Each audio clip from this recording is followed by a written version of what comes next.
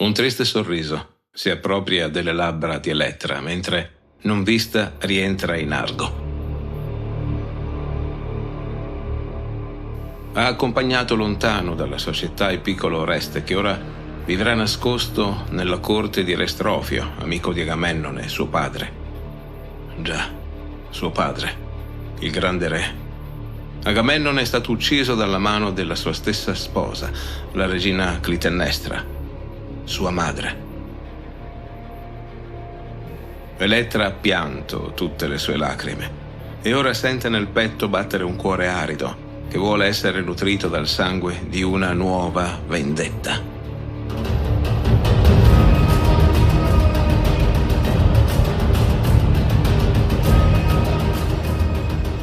Prima di iniziare desidero ringraziare i mecenati che su TP supportano questo podcast entrando anima e cuore nel progetto. Giacomo, Andrea e Dalila. Grazie anche a Matteo, Gaetano, Daniele, Chiara, Fabio, Nadia, Paola, Manuela, Jimbo e Gioele. Diventa anche tu parte di questa avventura. Supporta questo podcast andando su TP usando il link in descrizione. Buon ascolto.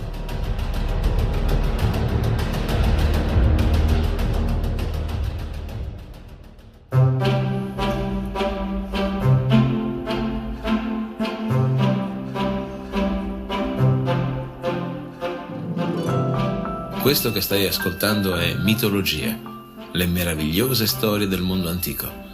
Sono Alessandro Gelain, insegnante di filosofia, psicologia e scienze umane. Se vorrai stare in mia compagnia, ti offrirò le storie più interessanti della mitologia greca e romana. Il mito ha ancora molto da insegnarci e talvolta, come uno specchio, è capace di mostrare meglio a noi stessi quello che siamo. Puntata numero 193. La vendetta di Oreste, prima parte.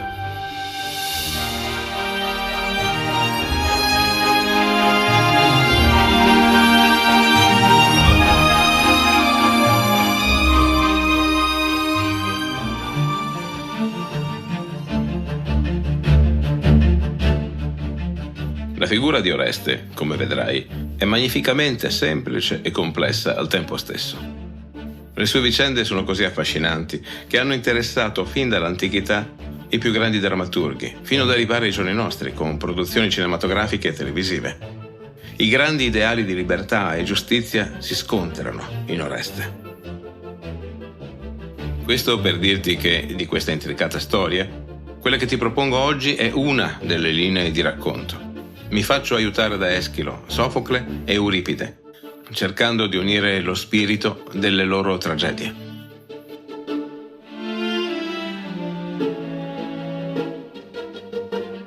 Alla notizia della morte del padre, Elettra ha subito portato via il fratellino dalle stanze regali e si è messa velocemente in viaggio. La vita dell'unico figlio maschio di Agamennone è destinata ad essere breve sotto il governo di Egisto, l'amante di Clitennestra. Il nuovo re di Argo non permetterà mai che nel palazzo viva e prosperi il legittimo erede al trono. Per questo Oreste ora si trova nelle terre di Strofio, per poter crescere, diventare adulto e infine tornare ad Argo. Tornare ad uccidere Egisto e la sua stessa madre, Clitennestra. Un brevissimo sorriso si impossessa di nuovo delle labbra di Elettra. Subito si smorza. Rumori di festa si odono in Argo. Già, per le vie si brinda e si inneggia al nuovo sovrano, Egisto, che tra poco diventerà lo sposo della regina Clitennestra. La principessa si avvicina alla sala del trono in tempo per udire Egisto che pontifica sulla sua linea di pensiero su come reggere la città. Premiare con doni chi lo appoggerà e aggiogare alla miseria con punizioni ed espropri chi si opporrà al suo comando. In Argo ci sarà abbondanza per tutti coloro che si sottometteranno al volere del nuovo re. Egisto, con la coda dell'occhio, individua Elettra dietro ad una colonna. Continua a sorridere all'indirizzo dei dignitari accorsi a festeggiarlo, ma il nuovo re ha un solo pensiero adesso: provvedere a sistemare Elettra in modo tale che non possa nuocergli.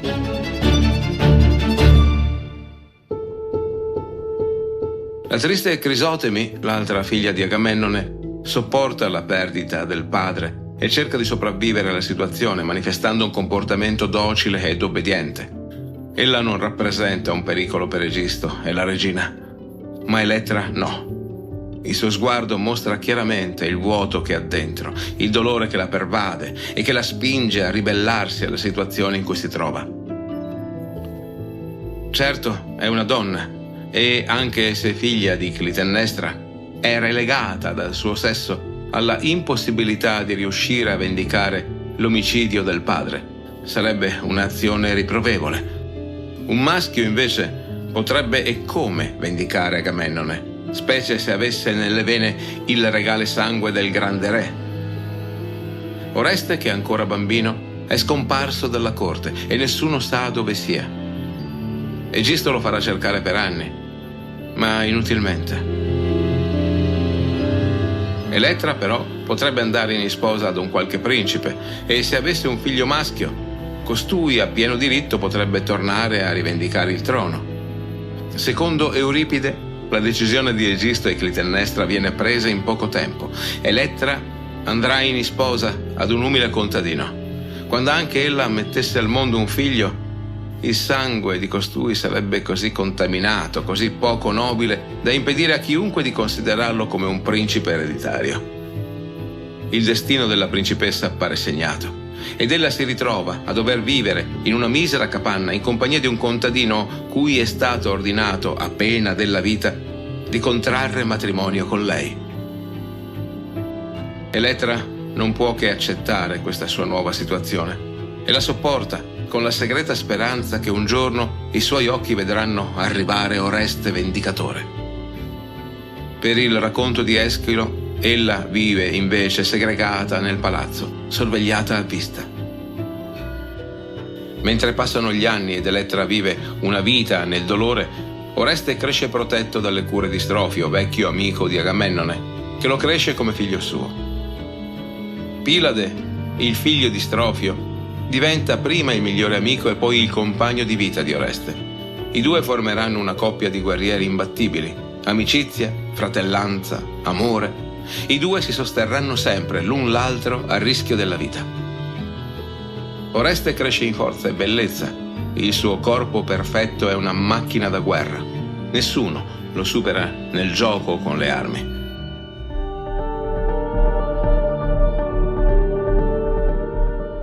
Ride e scherza mentre si sviluppa agile e sano, ma il suo animo nel profondo rimane buio. Egli ben rammenta gli eventi di Argo. Durante il sonno, poi, spesso ode una voce femminile che gli ricorda di avere un impegno con il destino. Sono i fantasmi delle parole di Elettra che non lo lasciano dormire. Divenuto adulto, Oreste si reca all'oracolo di Delfi per avere un aiuto dal dio obliquo, Apollo. Alla sua domanda se è giusto che egli torni in Argo a punire con la lama gli assassini di suo padre, la Pizia risponde che sì, egli non può evitare di vendicare la morte di Agamennone. È il suo dovere di figlio. L'uccisione di un padre deve essere sempre e comunque punita a qualsiasi costo. Guai al figlio che non prende le armi per vendicare la morte di colui che gli ha dato la vita. Oreste, pensieroso, si mette in viaggio con l'amico Pilade verso Argo, la spada nel fodero, il pugnale nella cintura.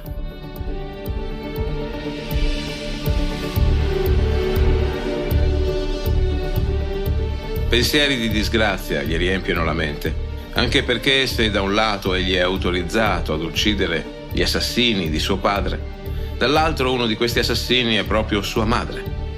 Egli si trova, come si dice, tra l'incudine e il martello. È il fato che l'ha messo in questa situazione, in cui l'azione è inevitabile, ma verrà anche inevitabilmente punita. Egli deve commettere questo omicidio, ma non potrà essere lieto nell'averlo compiuto. Non c'è azione peggiore di quella di un figlio che uccide la propria genitrice. Questi neri pensieri lo accompagnano, quasi in modo ipnotico, alla tomba del padre.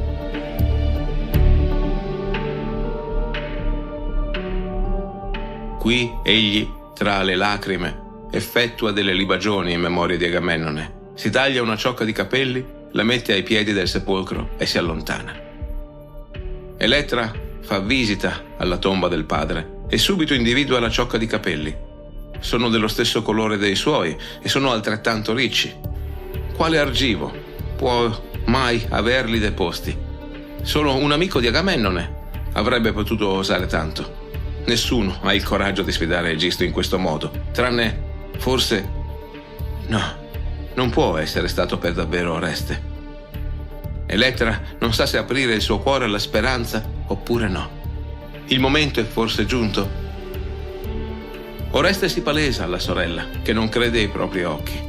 Accosta il ricciolo alla ciocca da cui è stato tagliato e, piangendo di speranza e gioia, riabbraccia il fratello che ormai credeva perduto.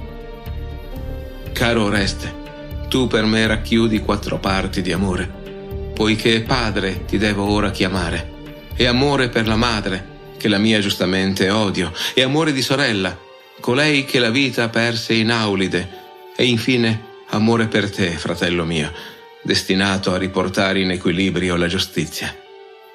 Prego perché Kratos, la forza che soggioga, Diche, la giustizia e lo stesso Zeus stiano al tuo fianco.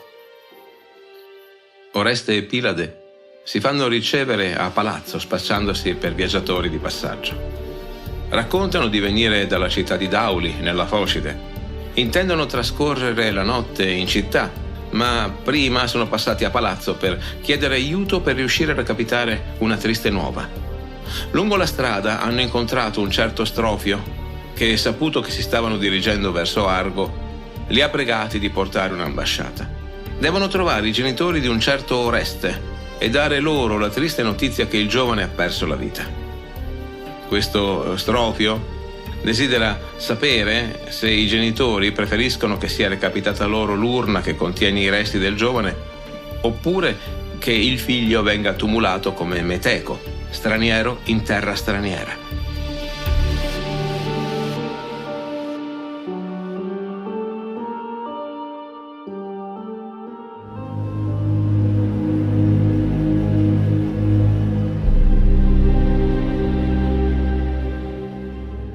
A questa notizia, con parole ambigue, Clitennestra esprime il proprio dolore. Poi ordina alle ancelle di portare la nuova ad Egisto. Prega i 2 stranieri di attendere dove sono l'arrivo dei servitori, che li guideranno alle stanze loro destinate, e se ne va. Un pianto giunge da dietro una tenda. È Cilissa, la nutrice di Oreste, che pare portare sulle spalle un peso enorme. Interrogata da Oreste, che lei non riconosce, afferma come sia devastata dalla notizia della morte del principe. Poi, con la voce rotta, racconta di come sia certa che re Egisto dirà il proprio dolore a parole, mentre gli occhi senza una lacrima esprimeranno invece gioia, poiché ogni evento si è mosso in suo favore. Ora nulla ostacola il suo potere. Adesso deve andare a riferire ad Egisto la notizia e dove si trovano i 2 forestieri, affinché egli possa udire dalla loro viva voce tutto quanto. Egisto corre, curioso di verificare questa notizia fin troppo bella per lui. Costoro hanno assistito alla morte di Oreste o si tratta di parole riferite? Sono chiacchiere che volano al vento o c'è qualche prova di questa morte? Egli lo deve sapere. Giunge all'incontro con i 2 forestieri, ma non riesce nemmeno ad aprire la bocca che una lama guizzante lo trafigge, togliendogli la vita. Egisto crolla a terra, esanime. I servi urlano per lo spavento. Clitennestra giunge e appena vede il cadavere di Egisto si accascia su di lui, piangendolo. Subito si rialza e ordina ai servi di portarle l'asciapipenne che si trova proprio nella sala reale. Oreste, con il fuoco negli occhi, le sibila: è proprio te che stavo cercando. Lui ha avuto quel che basta per la sua parte. Non piangere, visto che tanto lo ami, farò in modo che tu presto lo raggiunga. Tu, che con le tue mani hai ucciso mio padre. E Clitennestra: Oreste, figlio mio, davvero puoi straziare il petto che ti ha nutrito e sul quale 1000 volte ti sei addormentato? Oreste a queste parole si blocca, interdetto, come fermato nel tempo.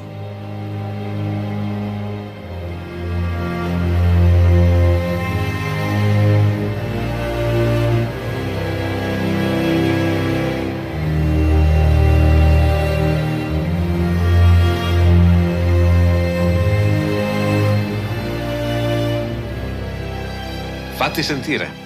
La tua opinione è l'arma segreta di questo podcast. Se questo episodio ti ha fatto vibrare le corde dell'anima, fammelo sapere con un commento ed un like. Ma non fermarti qui. Condividi questo episodio con i tuoi amici. Condividere è il modo più potente per far crescere il nostro canale. E se vuoi rimanere sempre aggiornato sui nuovi episodi, iscriviti ora. Così sarai sempre avvisato ad una nuova uscita. Questo progetto non è solo mio, è tuo. Se vuoi plasmare il destino di questo podcast, clicca sul link TP nella descrizione. Scoprirai un mondo di opportunità per contribuire e anche qualche vantaggio. Ogni tuo gesto è una tessera fondamentale nel mosaico della nostra avventura. E se per ora non puoi supportarmi, visita comunque TP con lo stesso link. Ci sono tante novità e aggiornamenti sulle varie puntate che non vorrei certo perderti. Nei post rispondo alle richieste e alle curiosità degli ascoltatori inviate sulle varie piattaforme. È il posto ideale per avere risposte dirette alle tue domande.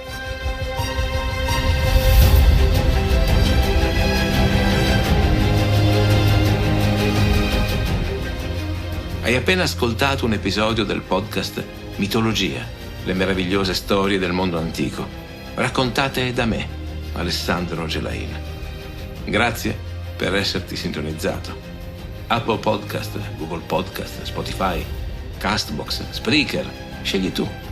Iscriviti a questo podcast sulla tua piattaforma preferita. Ci sentiamo al prossimo episodio.